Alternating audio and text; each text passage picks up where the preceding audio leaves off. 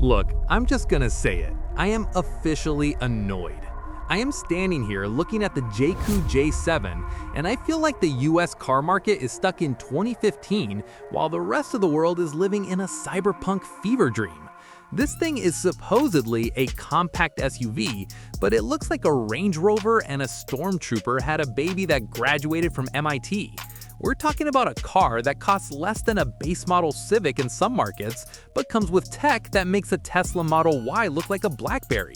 It's got door handles that pop out to greet you, a screen bigger than my first TV, and a super hybrid system that claims over 700 miles of range.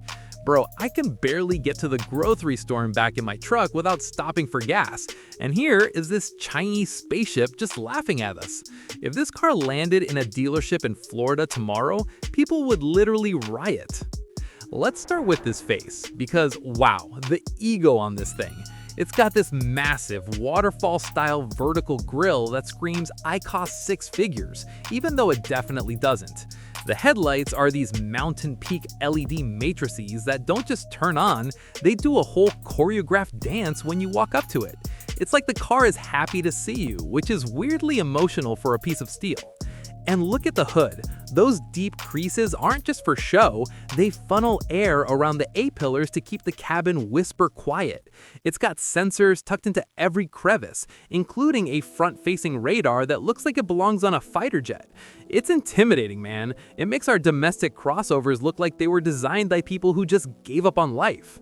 But wait until you see the side profile. This is where the envy really kicks in. It's got these flush, retractable door handles that stay hidden until you get close.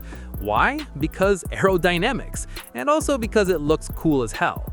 They're even built to break through ice if you're living in a frozen tundra, so no, you won't get locked out. The wheels are 19-inch alloys with aero inserts to actually cool the brakes. And the roofline, it's got that floating roof vibe with the blacked out pillars, making the whole thing look low and mean despite having 200 millimeters of ground clearance. It feels solid too. The waistline is high and sharp, giving it this muscular stance that says, yeah, I can go off-road, but I'd rather look expensive at the valet. Trust me, the outside is just the appetizer. The interior is where they really start showing off. Around the back, it gets even more dramatic. We've got a full-width crystal LED light bar that looks like it's made of actual gemstones. When you hit the brakes, it doesn't just glow, it pulses. Below that, you've got a real-deal diffuser and a hidden rear wiper tucked under the spoiler because apparently seeing a wiper blade is too low class for Jaecoo. It's got that wide, planted stance that reminds me of a baby Velar. I keep looking for the budget part of this car, but I can't find it. It looks like it belongs in a high-speed chase through a neon-lit city in the year 2049. Meanwhile, back home, we're still getting excited over new cup holders. It's actually embarrassing. Now, let's talk about the heart of this beast, because it's not just a pretty face. The J7 SHS, that stands for Super Hybrid System, is a plug-in hybrid that's actually smart. It uses a 1.5-liter turbo engine paired with a dual motor setup that puts out a combined 342 horsepower and a massive 525 newton-meters of torque. Bro, that is more torque than some V8 muscle cars from 10 years ago. It'll do 0 to 60 in about 8.5 seconds, which isn't breaking land speed records, but the way it delivers power is instant because of that electric motor. And get this, the total range is over 1,200 kilometers. That's about 745 miles on a single tank and a charge. You could drive from New York to South Carolina and still have enough juice to find a parking spot. It's got an 18.3 kilowatt-hour battery that gives you about 55 miles of pure electric driving. You could literally commute to work all week and never use a drop of gas. Ford, Chevy, are you guys listening? Because this is a problem. Safety-wise, this car is basically a rolling fortress. It's got a 5-star Euro NCAP and ANCAP rating, which is the gold standard. We're talking about 10 airbags, including a far side airbag to stop you and your passenger from knocking heads in a crash, and even a knee airbag for the driver. But the tech is the real star. It has over 20 ADAS features. It has transparent chassis tech, where the 360-degree camera stitched together a view of what's literally underneath your tires so you don't hit a rock while off-roading. It has emergency lane keeping that's so aggressive it'll practically slap your hands if you drift. It doesn't just warn you, it actively refuses to let you be a bad driver. It's like having a very polite, very high-tech babysitter who can also see through solid metal. Okay, let's go inside because this is where my brain actually melted. The first thing you notice is the 14.8-inch vertical screen. It's not just big, it's running a Qualcomm Snapdragon 8155 chip.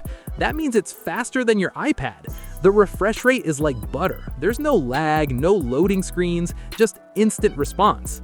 The dashboard is this minimalist masterpiece covered in soft touch materials and synthetic leather with industrial chic exposed screws that look incredibly cool.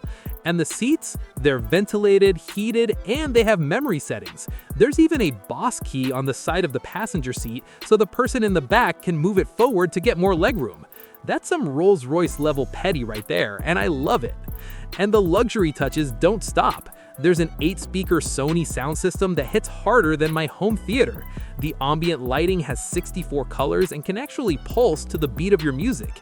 There's a 50-watt wireless charger that actually has a built-in cooling vent so your phone doesn't turn into a supernova while it's charging.